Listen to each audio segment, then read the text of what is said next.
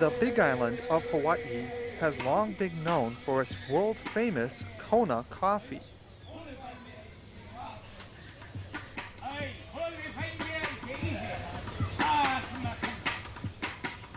The popularity of home-brewed beers has shown a remarkable rise in recent years, as evidenced by the annual Kona Brewers Festival.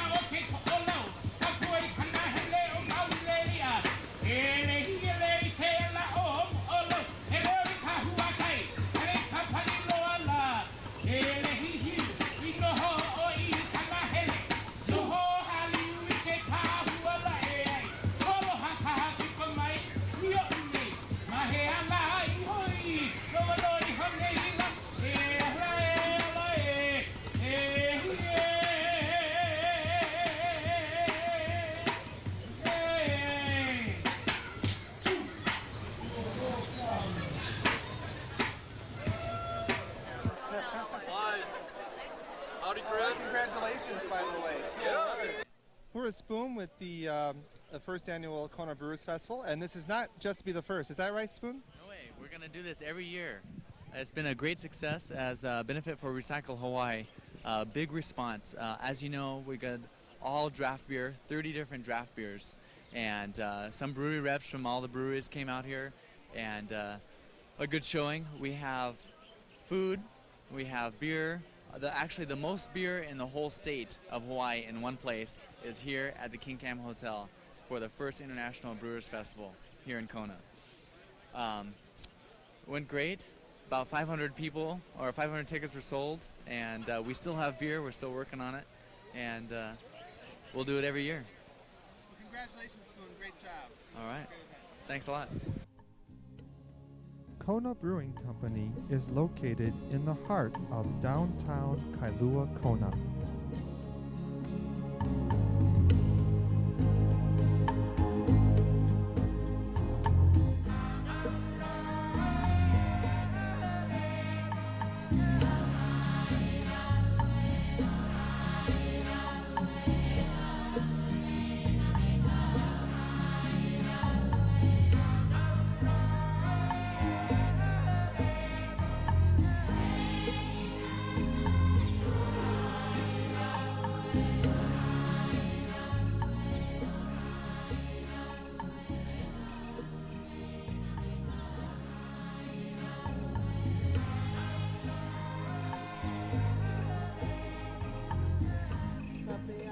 Traditional ale brewery. This is it's an ale house, so to speak. We do American style ales, generally from Pacific Northwest is the influence that the recipes are coming from, with a little bit of a Hawaiian twist, that being in the fruit character. I don't know where it came from, but it tends to stylize itself. And the Kona Brewing Company was kind of a little bit of a dream of Spoon and Pop's, who were involved with the gourmet food industry back up in Oregon, Kettle Foods. The Golden is a very balanced beer between the malt and the hop character. It's generally considered a break-in beer. The Fire Rock is more assertive, a little bolder beer. With food, it's not as much of a drinkable beer on its own as the Golden is.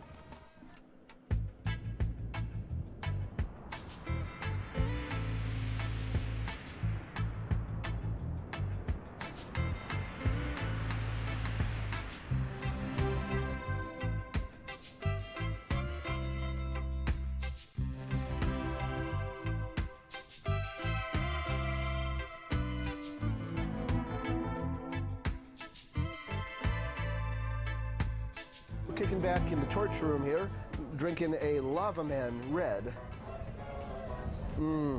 Quite a hoppy nose, a lot of malt there too. Beer with a lot of body, a lot of hops through it. A classic American red amber ale. Cheers. A traditional American amber. You can only get it here at the brew pub. They don't bottle some of these beers, and it's a beautiful pub to visit. Kona Brewing has recently added a brew pub restaurant to their brewery.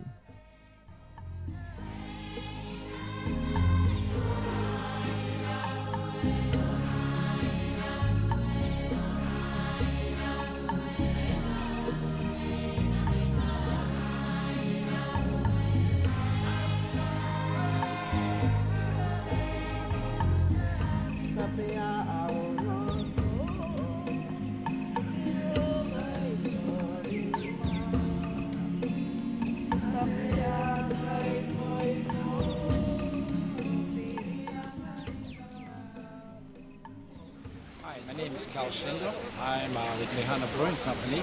We're the newest microbrewery here in Hawaii. It's a family business, and it got started by a 22-year-old son of mine who had graduated from the University of Washington and living up in Seattle. Kids from Hawaii were home brewing, and they were exposed to microbreweries and brew pubs. So when he graduated, came back to Hawaii. It was just a nice venture that we got into.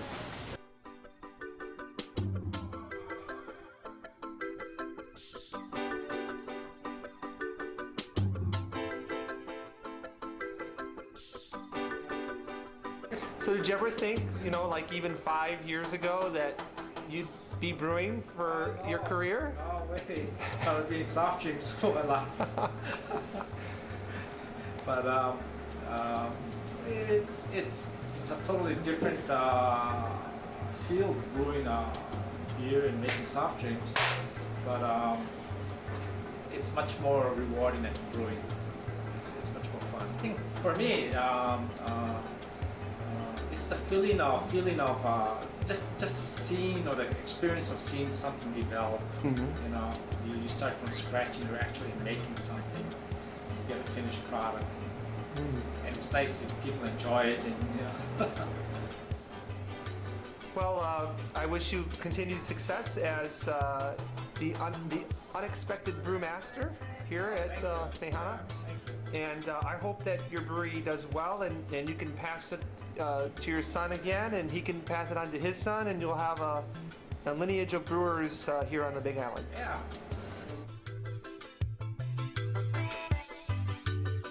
We're drinking. Yeah, we have Mehana beer, light lager. Nice, slightly hoppy, some malt in the aroma. Light grainy texture, again some hops present, very refreshing.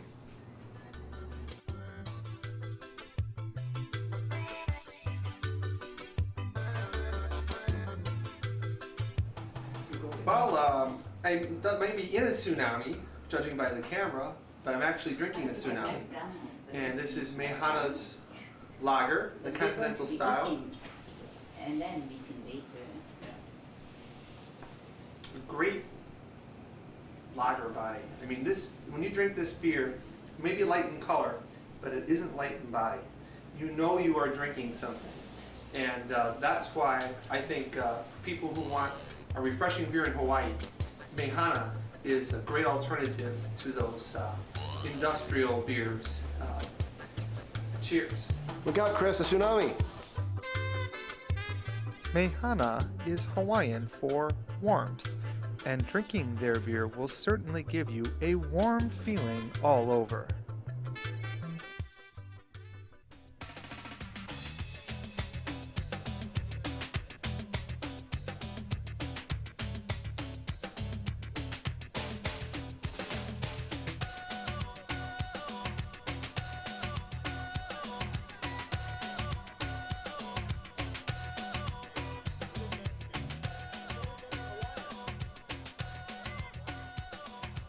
Again, this is a benefit for Recycle Hawaii. This is Mary Helen. Hey, Executive Director. Let's talk about a little bit about Recycle Hawaii. What are your current efforts underway now? What are things like for you? First of all, I want to thank you all so much for coming today for this benefit for Recycle Hawaii. We think it's awesome. We know you're here for the beer, but we hope you're kind of thinking about recycling too, and not just recycling that beer. February was a great month. We had Recycle Day where we were collecting used motor oil and other things. In Hilo next week, you can take your yucky hazardous trash down to the transfer station. They'll take it. We are a membership-driven one. Anybody wants to know more about what's going on and where you can recycle now, see me at the front desk. Thank you.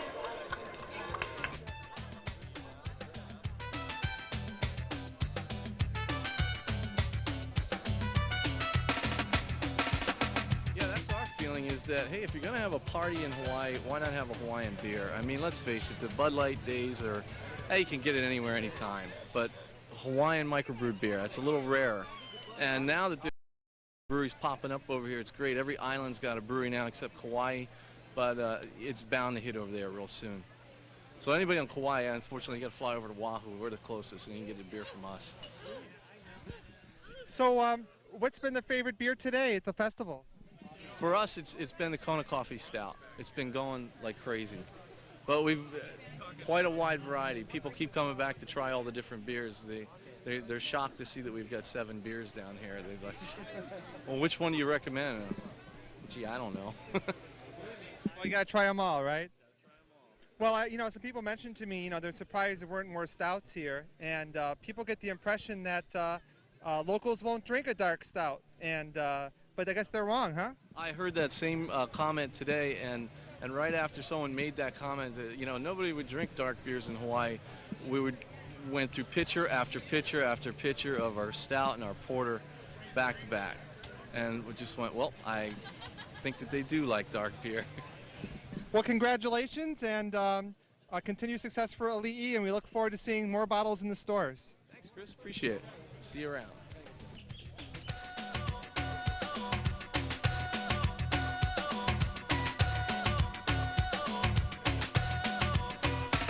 We're here at the Trade Winds Brewing Company stand here at the Kona Brewers Festival. And could you introduce yourself, please? I'm Jim Fishwild. I'm the brewer at Trade Winds. How long have you been brewing over there, Maui? We kegged the first beer on October 10th of last year, so we're fairly new. And how'd you develop your recipes? This is one of the nice ale houses we have here on the islands. I began my experimentation through home brewing about 12 years ago, but brewed on the mainland in a brew pub situation for about 5 years, and then been over here since, like I said, October was the first beer that we put out. But we were here considerably longer than that, getting it all put together. But we're doing 4 beers out of the islands right now. We're doing a ginger wheat, which is a fresh ground ginger added to a wheat style beer. We're doing hula berry, which is another wheat beer with raspberries. Those are our 2 kind of off the wall beers. And then we have Sunset Ale, which I know is one of your favorites. Yeah, that's a very nice beer. Can I ask what kind of hops that you favor? You don't have to be too specific, but I use cluster hops in bittering, and we also use Willamettes and Cascades. Use Cascade quite a bit. That's probably where you're getting some of the associations with Sierra Nevada, because I know they also do that. But we use I like the aromas of Cascade, so we use them quite highly in the final hoppings. I've had your Paniolo, and it's an ale. It's a little dark, but it's got a different profile than your average dark ale. It's not heavy like a porter, and I thought it was rather much like an English dark mild. I don't think it's a beer to be afraid of. I think people should try it. How would you describe it? Yeah, I know what you're saying about that, because we have a lot of people that like the Paniolo that say, I don't even like dark beer, but I like this beer. So yeah, I think the difference between it and your classic darks that people are used to drinking are they're used to getting the German-style dark lagers that tend to be a little sweeter, and where with the ales with a little bit more in-your-face, upfront flavor profiles, we tend to hop those a little bit higher, and it balances out that residual sweetness. So you're getting a darker beer that doesn't have that sweetness that you're used to getting in a dark. So it's real refreshing. Well, I regularly drink it at the Hot Lava Cafe, and they know that they need to warm up the glass before they serve it to me, because otherwise you lose all the great malt character, and it's a nice fine beer. Just keep your hand on that thing and just let it warm up as you wait, you know. So how'd you get the idea for the ginger wheat? That's really been a fantastic beer for you. Yeah, it's worked out real well. I was making it at home first. You know, it was just, I wanted something light, and everybody was making a wheat beer, and I wanted to try something that I thought was a little more unique.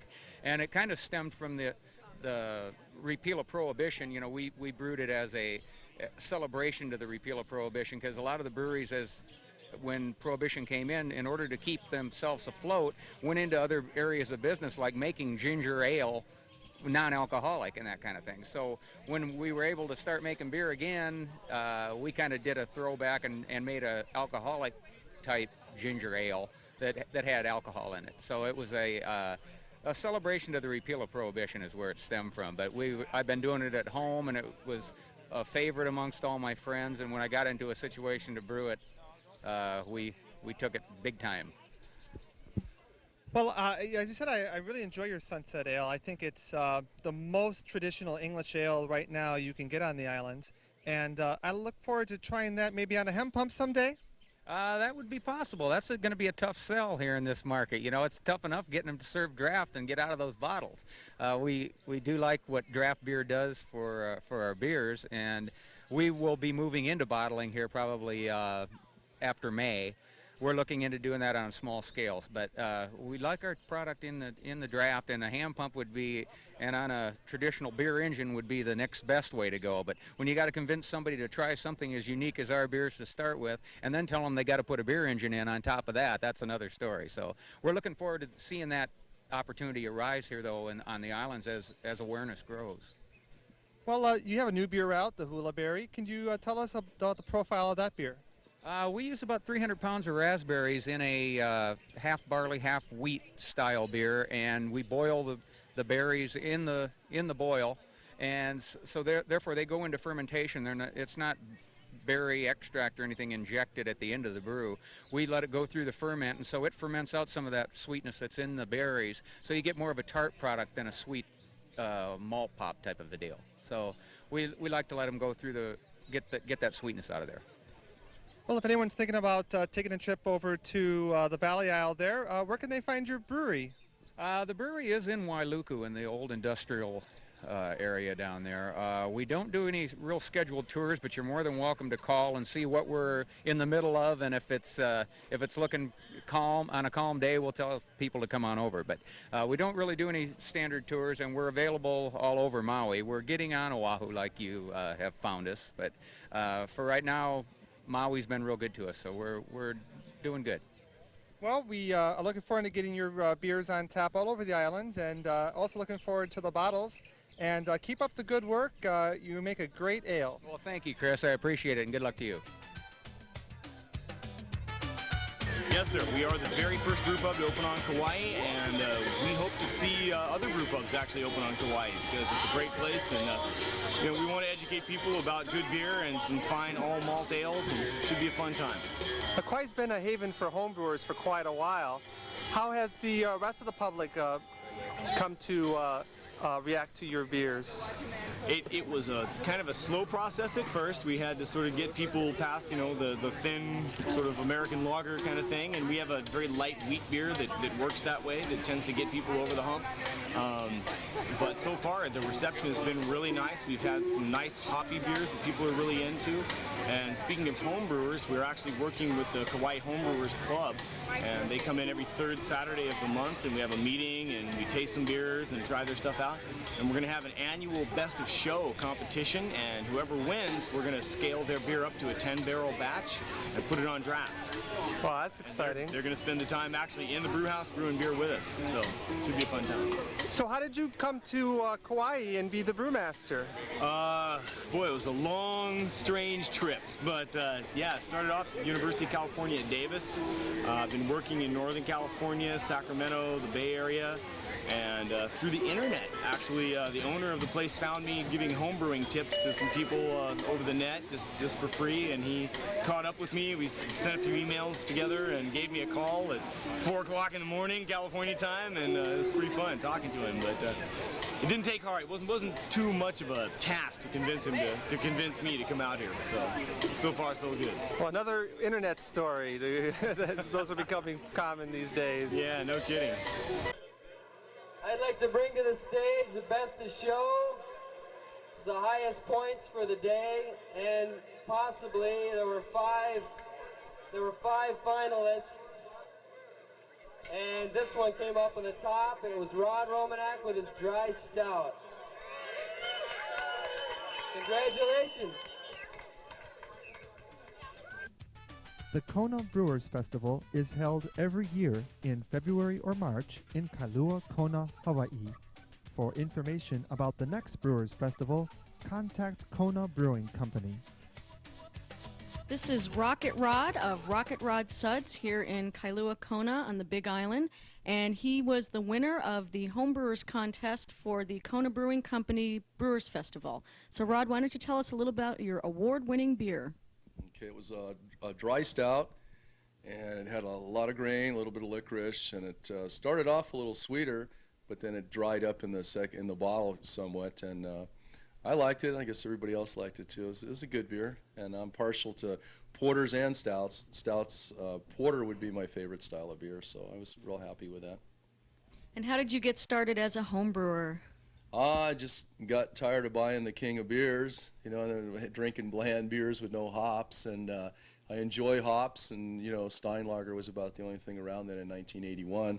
So I bought a homebrew kit out of the Parade magazine that's in the Sunday paper, and from there more people liked my beers, said order me some more stuff, do this, so I just started buying more supplies and started my shop, and it's still right in my garage, and I drop stuff for people in town at my friend's jewelry shop, and I mail mostly just to Maui and the island of Hawaii, since there's a shop in Kauai and Honolulu now, so they're covering that market, which is real good.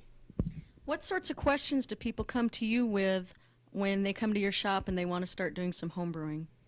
Oh, initially after what the cost is, can I make a real dark beer or a strong beer or fruit beers, different types of beer that they like to buy and drink that they try to brew like, and it's possible. It just takes a little work, and then mostly temperature, climate control and stuff like that. Cleanliness, how much work, cleaning the bottles, cleaning your equipment, stuff like that. I understand that you enjoy going to the National Homebrewers Association meetings. What are those like? Oh, they're a lot of fun. I've been going, this will be my 11th year. It's going to be in, where are we going to be? New Orleans this year. That'll be a lot of fun. It was in Baltimore last year, so I've been going now since 1986. The first one was in Estes Park, where I got introduced, had my first drink of mead, and been fermenting meads ever since. Why don't you tell us a little bit about mead? Many people don't know too much about what's in a mead and how you go about brewing one of those. Yeah, actually basic mead is just water, yeast, and honey. And you can go from there. That's your basic mead. I like that, a traditional mead. And then you can do fruits, like I like raspberries, guavas. You can intermix those. You can use ginger, spices, anything you want, you just add it in. And mead is actually easier to brew and ferment than beer. It's just the part waiting. You have to wait months. I understand that here in Hawaii it's much easier to brew an ale style than a lager style. Why is that? Oh, definitely temperature. The ambient temperature is more conducive to an ale. And unless you can use a refrigerator or a chill box or air conditioner room to do a lager. So 90% of all my sales and customers do ales, brews ales. Just like the commercial guys now are doing all ales in the state except for Gordon Birch. And what about sanitation? We hear about people's bottles exploding in the closet. Is that the reason why beer bottles explode? And what about people being real clean when they're brewing? Okay. It's either sanitation, you either get an infection, or some people that don't do a secondary, they bottle too soon. They come out of the primary, they shut their beer down, prime it, and they cap it. There's no airlock, so there's no place for no release. It just builds up in the bottle, too much pressure, and you open them and you get gushers. So that's the biggest thing. And a final question, how has home brewing improved your life? It's made me a happier, rounder person. Oh yeah, it'd be like having a swimming pool or a pool table at your house. People come by to have a beer, and I like it. Next to brewing it, I like to talk about it and drink it and share. Help people. Helping people doing it is the main thing I enjoy. Happy customers.